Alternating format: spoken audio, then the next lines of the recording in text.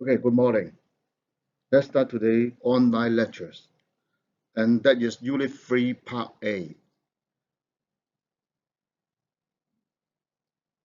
and that is about the second type of the direct tax, salary tax. And last time you have learned the first kind of the tax, property tax, and now we'll look at the kind of the salary tax. And today we'll cover the scope of charge and the net assessable income.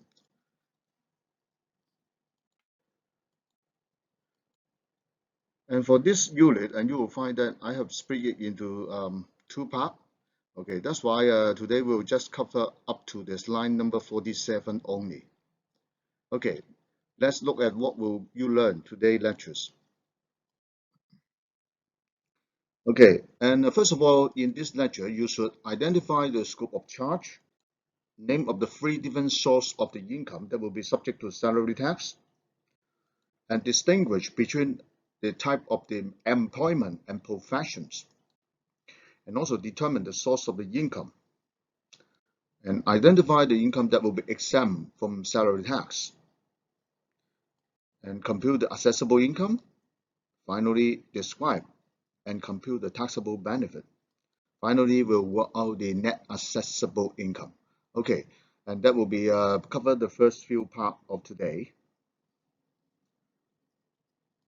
First kind of the thing we need to identify is the scope of the charge of salary tax, and that will be related to two sections. One is related to the basic charge sections, and the other one will be related to the extended charge sections. Okay, first kind, basic charge, and that will be related to the Inland Revenue Ordinance Section 8(1). And it tells you about the salary tax is charged for every year of assessment. That means that will be the same for every year from 1st of April to the next year, 31st March. That will be taken into consider about this 12-month total income into considerations. And that will be on everyone, every individual. And also that will be in respect of those income that is arise in or derived from Hong Kong, and that is stick to the territorial concept. And basically, there are three possible ways to receive the income that will be subject to salary tax. The first kind is from an office. Second kind is from employment. And the third kind will be from pension. Okay, then the extended charge. Extended charge basically is related to Section 8(1)(a), and that is for the employment source outside Hong Kong. That means it stands for those foreign employment. And for this kind of the employment source, and you will find that if they subject to Hong Kong salary tax, only in respect of the service they render in Hong Kong, include the leave pay attributable to such service, will be subject to Hong Kong salary tax. Okay, what is the implication in related to these charges sections? Section 8(1). And the chargeable income is derived from office, employment, and pension.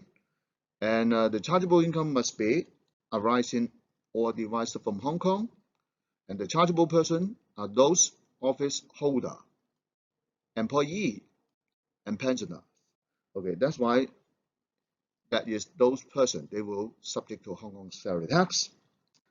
And be careful.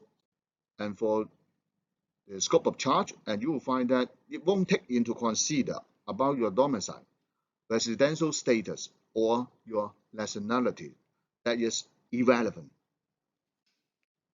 About the chargeable period, and that I have already mentioned, that should be the same as the year of assessment from every year, 1st of April to the next year, 31st March. Okay, now we look at the three different sources of the income. First of all, we need to define what is an office.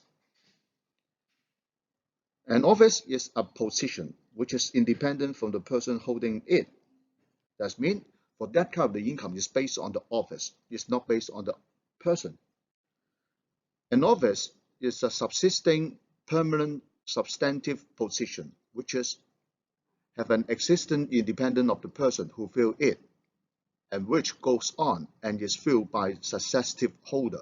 And this come from one of the important case, Great Western Railway Company versus Bata in 1922. Okay, and you will find that most often for holding an office, that should be related to a very senior management post in a company. And the typical example are those director, company secretary, and financial secretaries. And that's why the source of the income of a company director is based on where is the location of the central management and control of the company. And that's why if the company's central management and control is in Hong Kong, then that will be located in Hong Kong, and that will be subject to Hong Kong salary tax. But if the office is located in United States, then it will be foreign source.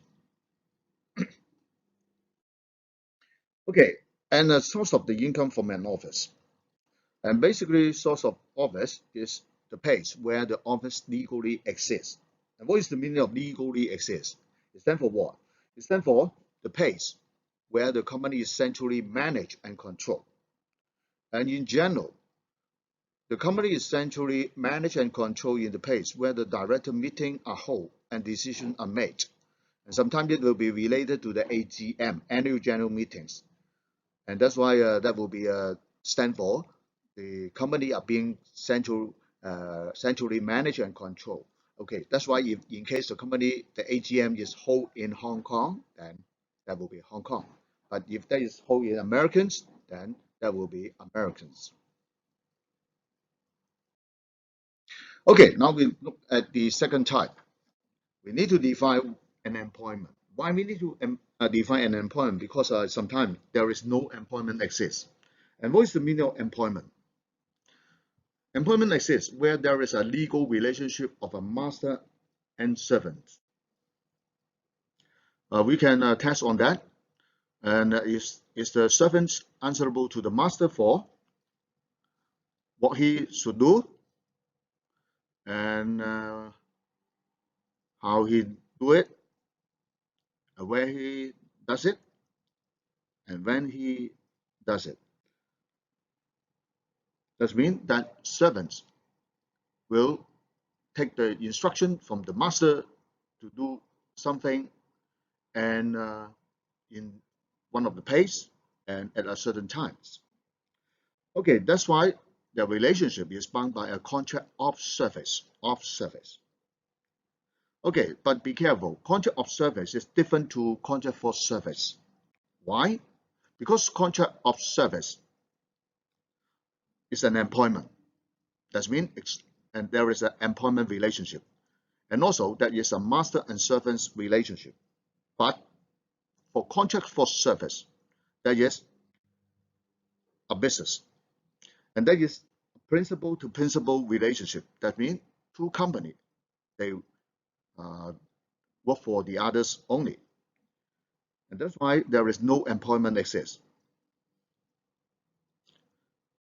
Okay, in order to test whether their employment is exists or not, we can apply three different kinds of the tests.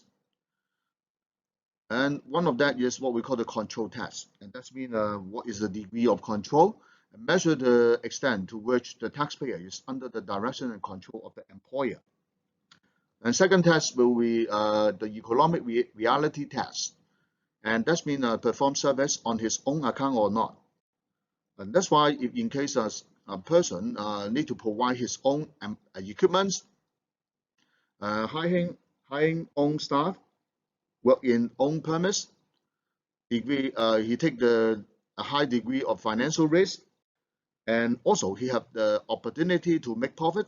So simple. This person is running a business, not being employed by someone.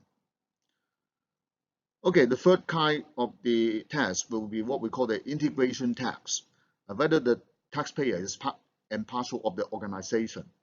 That's why whether this person, when he go out to represent himself to the outsider, whether he's saying that he is one of the employee of the company or not.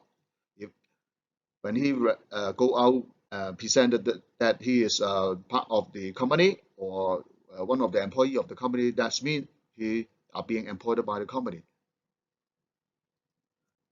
Other than that, don't just limit to these three factors only, as the other factor will be also taken into consider. For example, the intention of the parties, business registration, and the term of the agreement.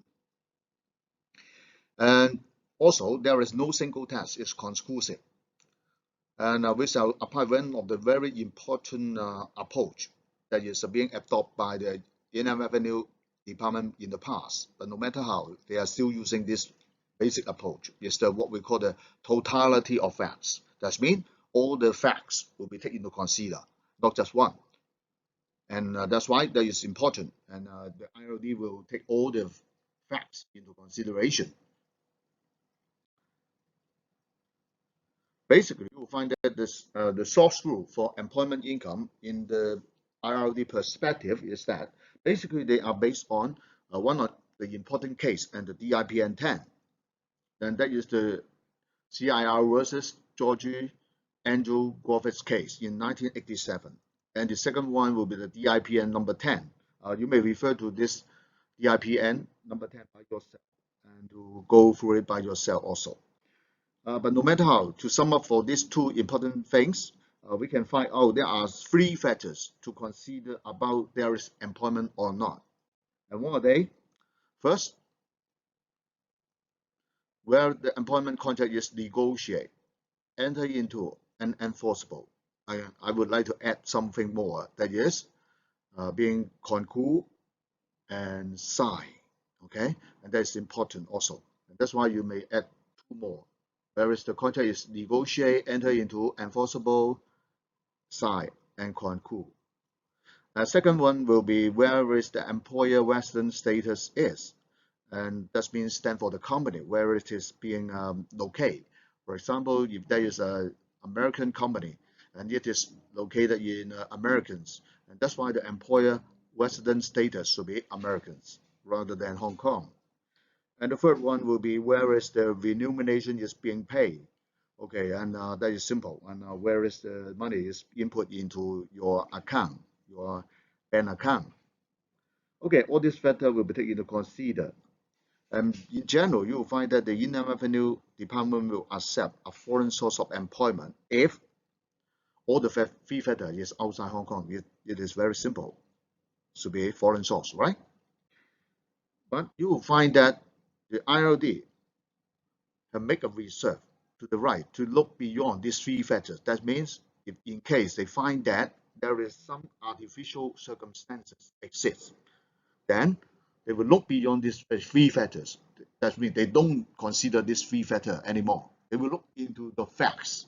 Okay, and that's why it is possible they won't consider these three factors. Even the three factors are all outside Hong Kong, this person may subject to Hong Kong salary tax. Okay, how about if in case three factors are outside Hong Kong, maybe one or two is outside Hong Kong? How to determine? Okay, scenario one. Foreign source. If simple, if the contract is signed with a non-resident employer, that means that is signed with an American company, and even the remuneration is paid in Hong Kong. Okay, and that will be a foreign source. Scenario two, Hong Kong source.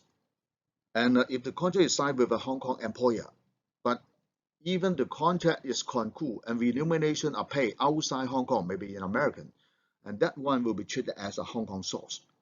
Okay, by looking at these two scenarios, you will find that one of the key factors is the employer resident status. And that's why if not all the three factors are outside Hong Kong, the second factor will be the most important one. Okay, that will be taken into consider as foreign or Hong Kong.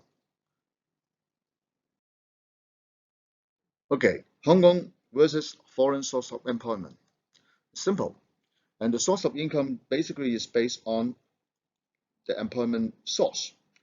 If there is Hong Kong source, so simple, and all the income should be basically sourced in Hong Kong, and the whole amount will be fully taxable. But if there is foreign source, that is, non-Hong Kong source. And all the income basically will be sourced outside Hong Kong that will be non-taxable. But if in case this foreign source of employment person come to Hong Kong, render some service in Hong Kong, and then possibly they will subject to Hong Kong salary tax. And if they subject to Hong Kong salary tax, and so simple, according to Section 81A, the extended charging section, including their leave pay attributable to such service will be subject to Hong Kong salary tax. The approach that the Inland Revenue Department used to determine the amount will be used what they call the time apportionment approach. And this time apportionment based approach is to apportion the amount that will be subject to Hong Kong salary tax. And when they calculate the amount, they will based on the number of days to work it out. And to count the number of days they work in Hong Kong, and that is simple. They will using another approach, what they call is the time in, time out base, to determine the number of days. That means when they count, how to count it? When you enter into Hong Kong, that will be 1 day in total. And then when you leave Hong Kong, that will be another day in total. That's why that will be 2 days. Both the enter day and the exit day will be take into calculation, counting. But when calculate, the IRD will use 1 day only. That is the common practice only. Okay, they will just use 1 day to be fair to the taxpayer. Okay, to sum it up, the source rule of employment income. And basically, the Hong Kong source of employment that will be subject to the Section 8.1, the basic charge sections. Foreign source of employment that will be Section 8.1A, that is the extended charging section. And that will be using the time apportionment base to determine the amount. And the total income will times the number of days in Hong Kong over the number of days for the year to determine the amount that will be subject to Hong Kong salary tax. Okay, now we look at one example. Ms. Mark agreed by IRD having a foreign source of employment, and she spent 200 days work in Hong Kong. Her annual remuneration is 680,000. The chargeable income is based on the time apportionment base to determine. Simple. That's why 200 over 365 days times 680,000, and the amount that will be subject to Hong Kong salary tax is 372,603. Okay, for this one doesn't have the leave pay day, right? Okay, make it more complicated. Look at example 2. Okay, example 2 is that there is a leave pay, and same as the previous example, and assume that Ms. Mark spent 30 days vacation in Japan and the rest work in United States. And what will be the chargeable income that she will have? And you will find that because of that, we need to determine the amount of the days that is based on the number of days they work in Hong Kong they should earn. Okay, that's why out of these 30 days, 200 days work in Hong Kong, and the total number of days in a year is 335 in total. That's why we need to apportion this leave day and add to the total number of days in Hong Kong. And that's why the total number of days will be more. And finally, the taxable amount will be more, and the total finally will be 405,970. And that means Ms. Mark need to pay more tax than the previous example, right? Okay, because we have already taken into consider about the leave pay into calculations. Okay, now we have defined the employment. Now we define the third one, that will be the pension. Okay, what is pension? And that is a regular payment made by the former employer to an employee after a long service. In general rule, to determine the source of the pension is so simple. It's based on the locality of the pension. And how to determine? So simple. That is, where is the pension is being managed and controlled. And we don't consider about the assets combinations. And even the assets is all is Hong Kong, but being managed in the United States or in Americans, and then that is foreign source also. Okay, and now we look at what kind of the income that will be exempt for salary tax. And basically, there are several things we need to look into. Okay, first of all, is about the employment income. Okay, employment income. And you will find that for employment income, and we need to look at section 81AB, and you will find that it mentioned about all the income. If they render the service is all outside Hong Kong, and then it will be exempted from Hong Kong salary tax. And that is about the territorial concept. If they earn those money that is not arising or derived from Hong Kong, then that will be foreign source and would not subject to Hong Kong salary tax. That will be enjoy the exemption. The second exemption rule will be related to section 81B, the 60-day rule. And you will find that in this section mentioned about no account shall be taken of service rendered in Hong Kong during visit not existing a total of 60 days in the basic period of the year of assessment. That means if in case a person is a foreigner, being a foreign source of employment, and he come to Hong Kong just for 50 days, less than 60 days, and according to this rule, he will enjoy the exemption. That's why he no need to pay any salary tax to Hong Kong. But for this exemption rule, 60-day rule, we need to look into more details. Okay, and you will find that according to this rule, 60 days is one of the must, right? One of the important things. The second one will be, according to this section, you mentioned about should be during visit. Okay, this is the keyword, visit. Okay, and what is the meaning of visit? Then we need to define it also. Okay, next time we'll further to discuss on what is visit. And if in case the income, if in case that person come to Hong Kong less than 60 days, their income will be fully exempt. And also, if all the service, all the other service is rendered outside Hong Kong, and also during the visits, is less than 60 days, then he can enjoy exemption. But we need to look into the visit, this keyword. And the person in Hong Kong should be constitute a visit. That's why so simple. Hong Kong citizen, when they come back to Hong Kong, cannot saying that he is visit, okay? Because your principal place or your principal home is in Hong Kong. You come back to Hong Kong, cannot claim that you are coming to Hong Kong is a visit. But if that is a foreigner and he come to Hong Kong, he can claim that he come to Hong Kong is a visit. And also during his visit, he have rendered some service. But if he come to Hong Kong just purely for visiting or traveling, and then that won't need to consider anymore. And also the number of days should not be more than 60 days.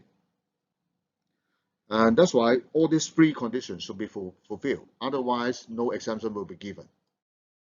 Now we look at what is the meaning of visit. A visit should be a short and temporary stay. And also that person should have no permanent base in Hong Kong. That means no principal home or residential in Hong Kong.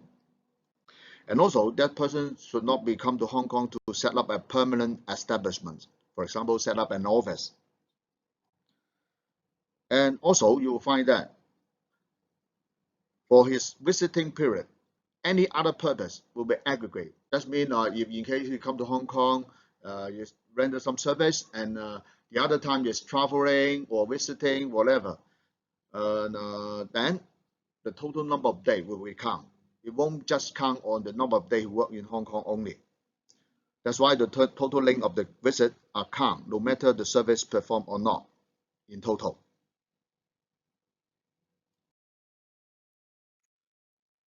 Okay, if in case that person, if a person have already paid a foreign tax, but also you find that he is also required to pay Hong Kong salary tax, and what will happen? And he can claim for the double tax relief, and that will be related to section 81AC. and that is prevent the double tax on the same income, and that will be to be fair to the taxpayer. The condition for this exemption, basically, the income should be devised outside Hong Kong, and the income was chargeable to the tax, which is substantially the same nature as the salary tax in Hong Kong in that territories, and that foreign tax is actually paid past tense to the country already. Then all this should be fulfilled, and now be careful, and all this should be satisfied. And you will find that for this section is only applied to Hong Kong source of employment only. Foreign source of employment cannot apply this section to claim for double tax relief. And you will find that the foreign source of employment, because the calculation is based on time apportionment approach, and that's why you just focus on all those money they earn from Hong Kong only. That's why it is impossible for them to claim this double tax relief. Okay, now we look at example 5, Mr. Lee. Mr. Lee employed by Hong Kong companies, so that's really Hong Kong source of employment, right? Annual income $600,000. He was required to supervise a production line located in Dongguan, and went there for 7 months per year, and he has reported 200,000 out of his annual income to the Chinese tax authorities. He have paid renminbi 5,000 for this income, that is the China tax. Okay, advice is Hong Kong salary tax position. Now look at this question. You need to analyze clearly about the tax treatments. Okay, first of all, you will find that you should identify his employment should be Hong Kong source. He cannot entitled to the exemption under the section 81A, B, and 81B because his work base is in Hong Kong, and he stayed in Hong Kong for more than 60 days. That's why he cannot claim for the 60-day rule exemption. And however, he can claim for the double tax relief in section 81AC because the China tax consider substantially the same nature as the Hong Kong salary tax. And also, he had already paid the China tax.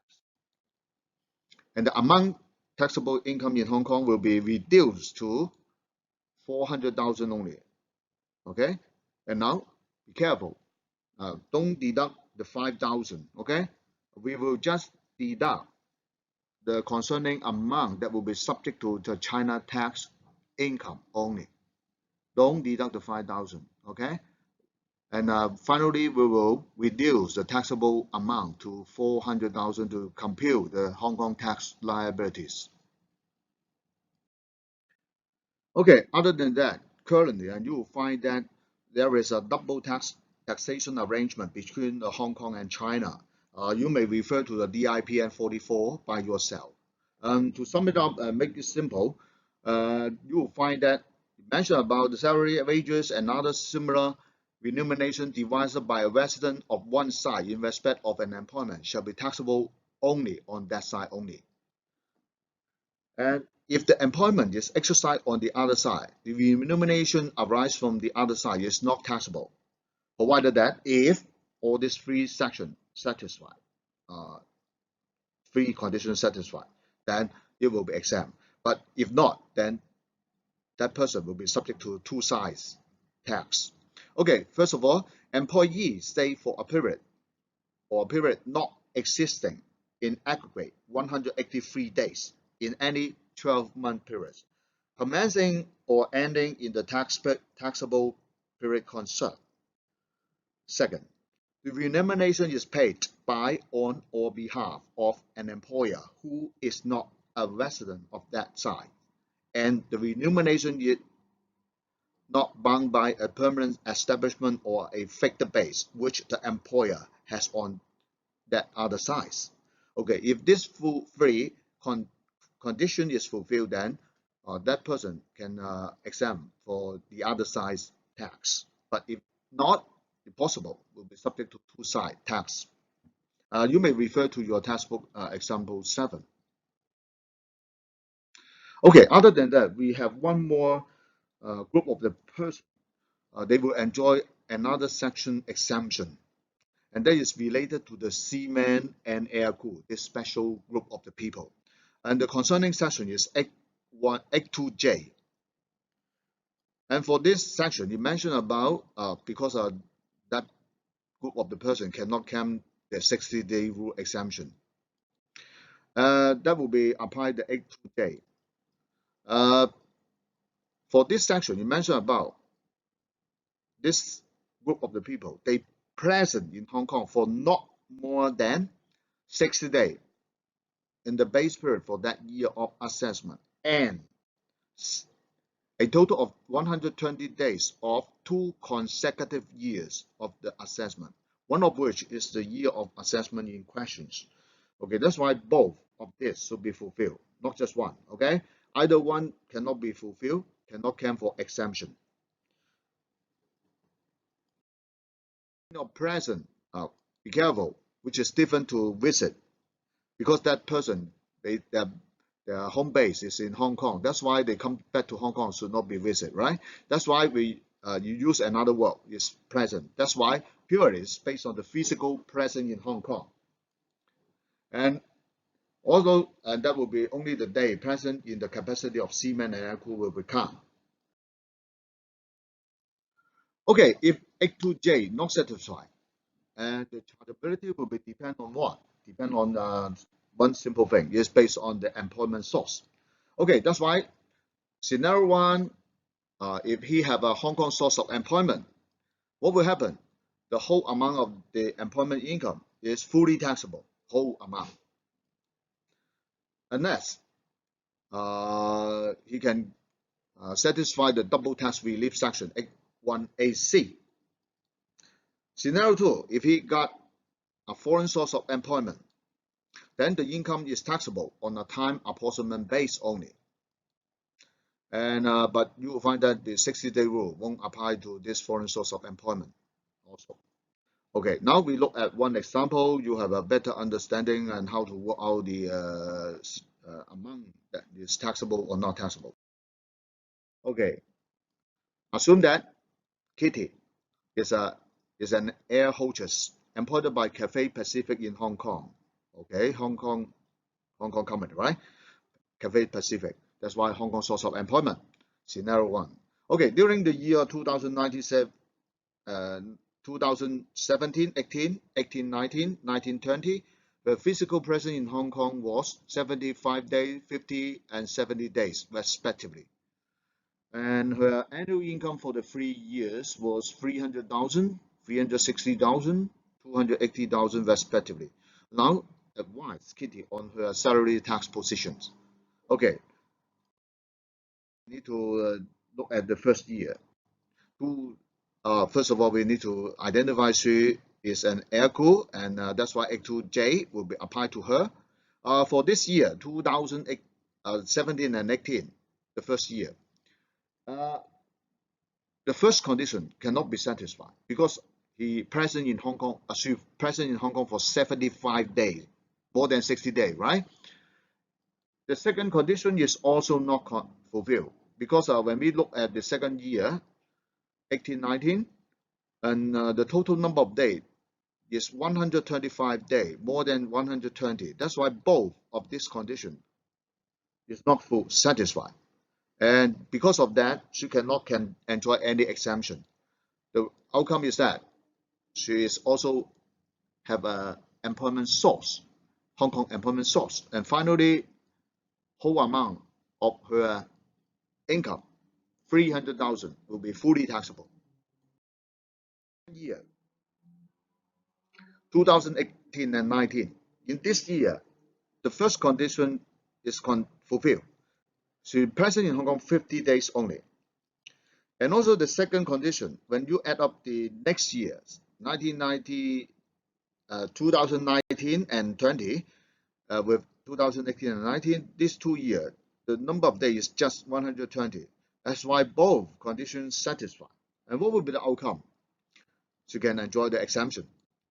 And her full income, 360,000, will be fully exempted.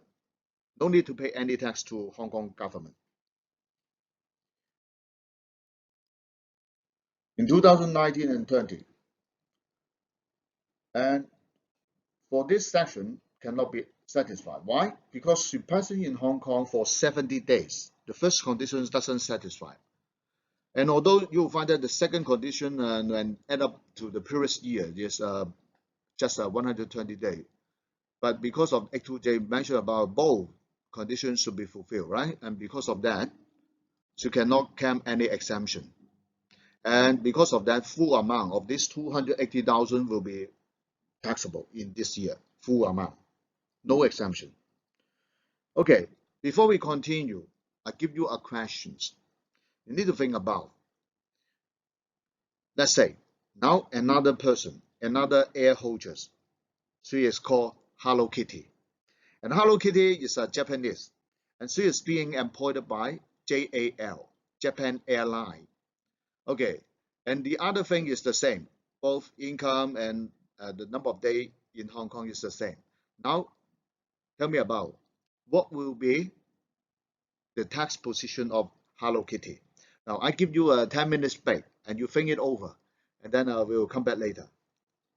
And hold on and take a break first. Okay, got it or not? About Hello Kitty? Okay. As you will find that Hello Kitty have a foreign source of employment. She is being employed by Japan Airline, right? Okay, that's why because of that, you will find that in the second year, she can enjoy the full exemption, right? But for the first year and the second year, the third year, and you will find that which is different to Kitty, and you will find that the third year and the first year, these 2 years, she will be subject to Hong Kong salary tax, but based on the time apportionment approach to work out the amount that will be subject to Hong Kong salary tax. Okay, that is the difference between a foreign source and a Hong Kong source of employment. Okay, other than those exemptions, we still have some special exemption related to Section 8.2. And what are they? Official annulment of concert. Why concert? Regular pension payment related to overseas service. Payment to Commonwealth government by Commonwealth government to Her Majesty Force. War and disability pension. Scholarship bursary to full-time student. Alimony or maintenance payment. Salary or remuneration withdrawal from a business of which the taxpayer or his spouse is a proprietor or partner, because that will be subject to profit tax rather than salary tax. And other than that, ship and air crew, Act 2J, and there is specific exemption.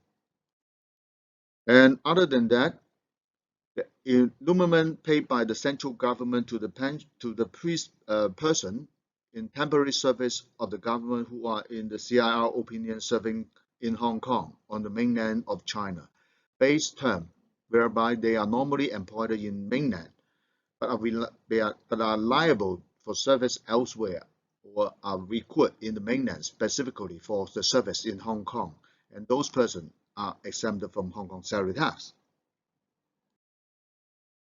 And other than that, lump sum received under the recognized occupational retirement fund scheme upon what? Termination of service, death, incapacity, and if in case related to this, basically all of the income will be exempted. But if there is of retirement is the same, okay, that will be fully exempted. But others will be subject to certain circumstances or limitation if there is the other reason. Okay, what is the meaning of recognized occupational retirement fund scheme? Okay, meaning of that is basically in Hong Kong we have two kind. One is the MPF, the Mandatory Provision Fund Scheme. The second kind will be the MPF, exempted recognized occupational retirement fund scheme under the Occupational Retirement Fund Scheme Ordinance. We call it also. Okay, that's why for this kind, and most often that is related to company, they have their own kind of the retirement fund scheme, and that is being approved by the also, and then they can also enjoy exemption. Okay, for these two kind, no matter how, if in case that is which is about the uh, termination of the service, that will be subject to some limitation. Now, and this limitation will be related to the PB, and you will find that if in case a person that is early termination of the service, and then he enjoys some pension, although that is received from the recognized retirement fund scheme, but if in case that is not fulfill those requirements, that will be subject to a PB rule. We need to using the formula to work out what should be the amount exempt and what should be amount that will be still subject to salary tax. And that's why for this PB rule, sometimes it also have another name. It's called the 10 years rule. And we will using this approach to determine the proportion that will be exempt from Hong Kong salary tax. Okay, look at the formula. Okay, the formula will be like that. And that is based on the accrued benefit times the completed month of service. Now, month, okay? A single day or several days will not be count. So be a complete month. Over 120. And this 120 stands for 10 years. Okay? That's why, based on this proportion, and we need to determine this amount of the accrued benefit, how much he should entitle officially. If more than this amount, official amount, then the excess amount will be taxable. Okay, look at this example. Mr. Au received 600,000, and this 600,000 represent the employer contribution, and from a recognized retirement fund scheme on termination of employment. And the accrued benefit at that day of the termination of employment is 1 million, and the service of this Mr. Au is 5 years, 21 days. That's why we just consider 5 years. This 21 days should be ignored. It's not a complete month, right? Okay, that's why the PB rule, 1 million times 60 over 120. And that's why basically, officially, Mr. Au should enjoy $500,000 exemption, but he actually received 600. That's why 100 more, right? And because of that, the taxable amount will be this $100,000. Okay, and that is the amount that will be subject to Hong Kong sales tax.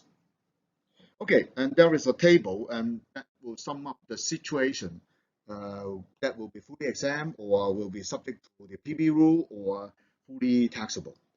Okay, now look at this summary table, and you will find that that will be divided into two kinds. One is the recognized occupational retirement fund scheme column, and the other one is the mandatory provision funds column. Okay, by looking at that, both employee contribution are fully exempt, no matter under what situation. Okay, employee contribution, but employer contribution, you will find that for this one, you will find that the first three are fully exempt, but for this one, termination of service, it will be subject to PB rule, and the same for the MPF, that will be subject to PB rule also. Okay, and other than that, if this person migrate to the other country, and then that will be fully assessed. And for this one is also fully assessed. And other than that, also make some provision. Any other circumstances that will be also possible assessed in full. Okay, and that's why that will be a summary table, help you to easy to remember the situations. Okay, and that will be those exemption. Now we look at what will be the income that will be assessed. That's been those assessable income. Okay, that will be related to one important section in the Inland Revenue Ordinance, Section 9. Okay, according to section 9.1, assessable income, there are many. In total, maybe more than 10. First one, wages. Second, salary. Third, leave pay. 4, fees. 5, commission. 6, bonus. 7, gratuities. 8, perquisite. 9, allowance. 10, from employer or others. Okay, all this will be possible accessible income. And also, you mentioned about it include the reward for service, whether past, present, or futures, rendered in performing duty of the office and employment, and that will be accessible income, will be subject to Hong Kong salary tax. That is important. Okay, past, present, future. Okay, we look at some example to illustrate past, present, futures. Okay, about taxable or non-taxable reward, and let's say look at the taxable reward example first. For example, the first one, compensation received by a director on his resignation in accordance with the ANA.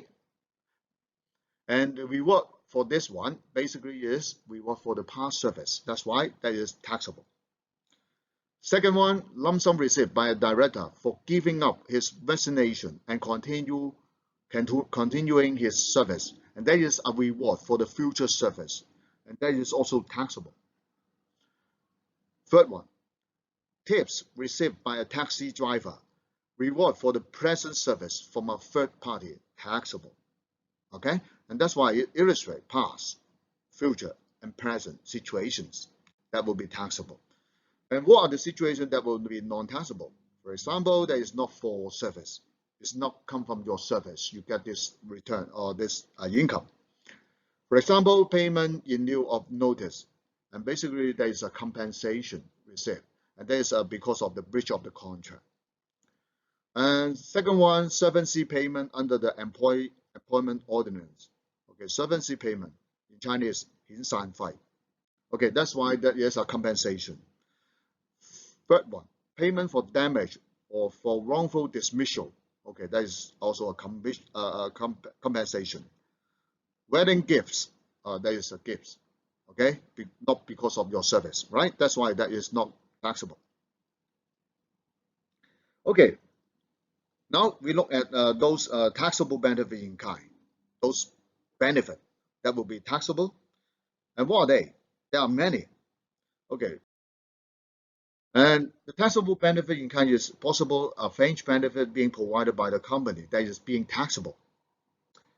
And basically, that's kind of the benefit is taxable if there is a reward from the employment or service render. And also there is in money worth. And also, for example, either that can be capable to convert back to money. You may sell it in the market as a second hand that you get money and then that will be converted into money, right? Or discharged by the employer of a personal liability of the employee, and that will be fully assessed, fully taxable. Okay, that's why if that is your personal liability and then the employer help you to pay, and then that will be also a kind of the taxable benefit. That's why we will using a liability test to test who should bear the liability. If that is the employee liability and then the employer help him to pay, then that will be taxable. But if the liability is not on the employee, is the employer, then nothing related to the employee. The employer settle his own liability only. That's why it will not be taxable. Okay, other than that, there are basically 7 different types of the taxable benefit in kind. And what are they? The first one, discharge employee personal liabilities, taxable. Convertible benefit, taxable. Education benefit paid for employee children. Holiday journey benefit, you may refer to the DIPN 41 for detail. Gain from share option. Accommodation benefit. Any benefit capable being converted into money. Okay, all this will be possible, taxable benefit in kind.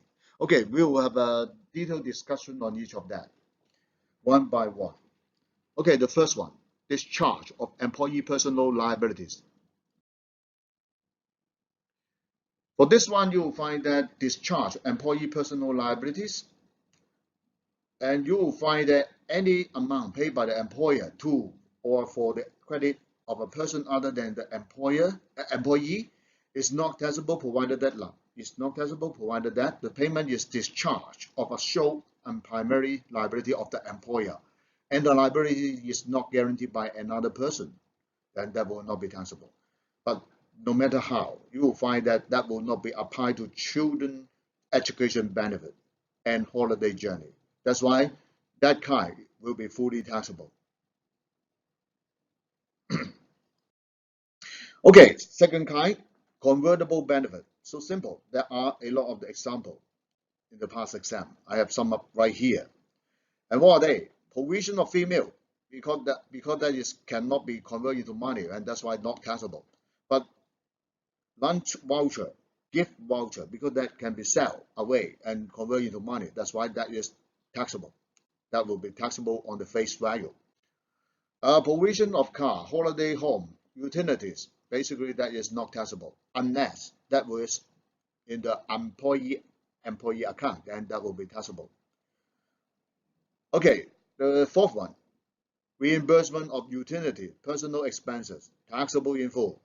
That's why, for example, the employer help the employee to pay the electricity bill, then that will be fully taxable. Okay, but if in case the employer provide apartment for the employee to have accommodation, and then the employer pay the electricity, and that's why because the apartment is under the name of the company, and that's why the employer pay the electricity bill is on his own account only. It's not the employee account, and that's why it will not be taxable. Okay, payment of salary tax of the employee. Okay, fully taxable. Loan provide at less than the market interest rate, and that will not be taxable. Credit card for the business purpose, not taxable, because that is for business purpose, right?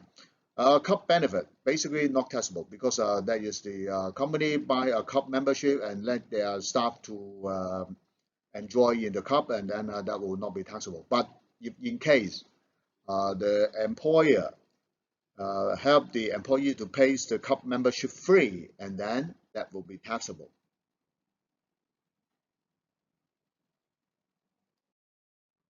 Okay, about the child education benefit. In 1990, and you will find that because of that case, David Hartley Grid versus CIR. After this case, you will find that that will be a taxable benefit.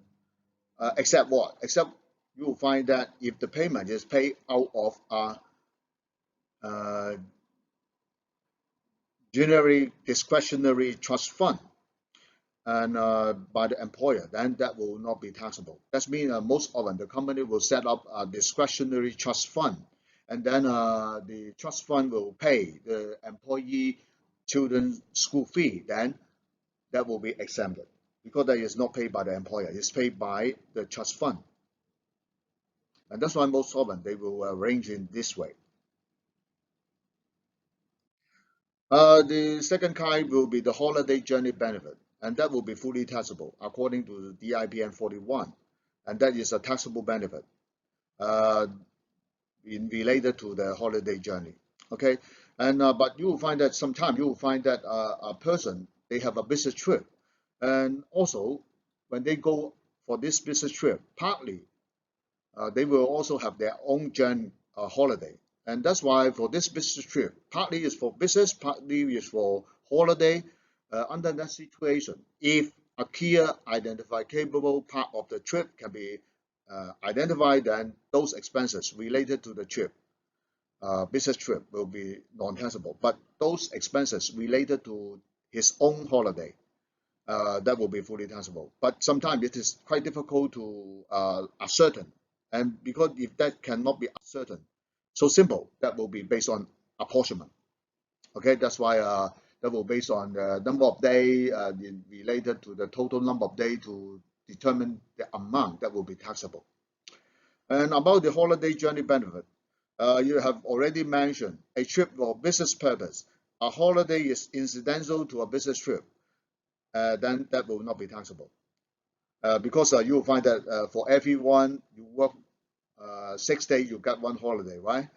One weekend, one Sunday or whatever, one day off, and that day will not be considered as taxable benefit holiday.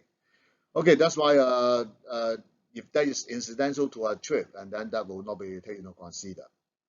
And also, if an employee required to travel to many locations, and then that will be possible that the business trip will be last for many days, and then those holiday weekend will not be considered as a holiday. And also, other than that, if the journey is not for holiday, such as a relocation of the employee and his family to other place, for example, the company assign the manager to work in Americans or work in Australia, and then he need to relocate this manager whole family to Australia, and then those traveling free, including what associate costs, expenses on the air, land, sea, transportation, accommodation, meal, sightseeing tour, travel insurance, visa free, all this paid by the employer will not be taxable.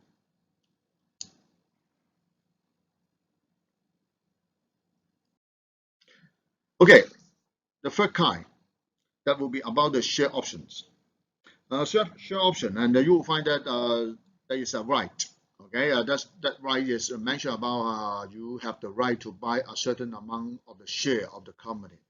And most often that will be given to the office holder being employed by the corporations for those senior staff. Okay, and you will find that when this person get this share option, they have two possible approach to deal with this share option. One is to exercise. This means exercise. This means he will use the share option to acquire the share of the company, to buy the share of the company at a fixed price. Second one will be assign, release. Okay, release the share option. That means he sell the share option, the right to another person. He don't exercise the share option by himself. Okay, but no matter how, if any gain out of this two way will be taxable. And that's why gain on exercise of the option to determine the amount that will be based on the exercise day, the market value of the share uh, minus the consideration paid for the share option and the total subscription fee. And that's why if the share option mentioned about you can use $10 to buy one share, but if on the exercise day one share in the market is $13, that means every share you will pay just $10, right? You pay $3 less. This $3 is stand for your gain. Okay. Okay, that's why it's so simple. It's based on the exercise day, the market price with the exercise price, and then to determine the taxable amount. And about the release of the share option, and that means you don't exercise. Simple, when you release the share option, you just based on the release price compared with your cost of the acquire of the share option and to determine the gain, and then that will be the amount that will be taxable. Okay, now we look at one example how to determine the amount. Okay, Miss Young was gained an option, and the option is a right to buy 5,000 shares of the company at an exercise price of $12 per share. And the cost of the option, that means she also need to pay 1,000 to acquire this share option. And assume that she just exercise half of the option. That means 2,500. That means she buy 2,500 share at $12. But on that day when she exercise, it's $14. That means every share she have $2 gain. And the other half of the share option she will release to other person and she sell it to other person at 3,000. Okay, because the acquired cost is 1,000 in total, right? That's why for the half of this, 500 is the cost of the share option, right? Okay, that's why because of that, she exercise half and release half, and what will be the total amount of the gain? For this one, and you will find that that is irrelevant information. Okay, that means she later on sell away her share in the market at $15, but that is irrelevant for the calculation of the taxable amount. Be careful. Okay, now we determine the gain amount for the exercise. Okay, for the exercise 2,500 share, right? In the market price is $14. That's why she should pay this amount if she buy it in the market. But now she just pay that amount because she have the share option. Just pay $12 per each. That's why in total is 30,000. And also the cost of the option is 500, right? That's why the cost that she pay is 30,500 compared to the market value. She have a gain 4,500 out of this exercise of the share option. Okay, the second half, she release. And she release, she sell the share option to other person at $3,000. But she have a cost, right? This share option have a cost, 500. And that's why the release, so you have a gain, 2,500. Okay, because of that, 2,500 add up with the previous amount, 4,500, the total is 7,000. Okay, that is the total gain, okay, that she have exercise and release the share option. And that will be the taxable amount, 7,000. Okay, I assume we should finish right up to here. For the other taxable benefit, we will discuss on next lecture, and that will be the housing benefit. Okay, we will stop right here. Okay, see you next lecture. Bye.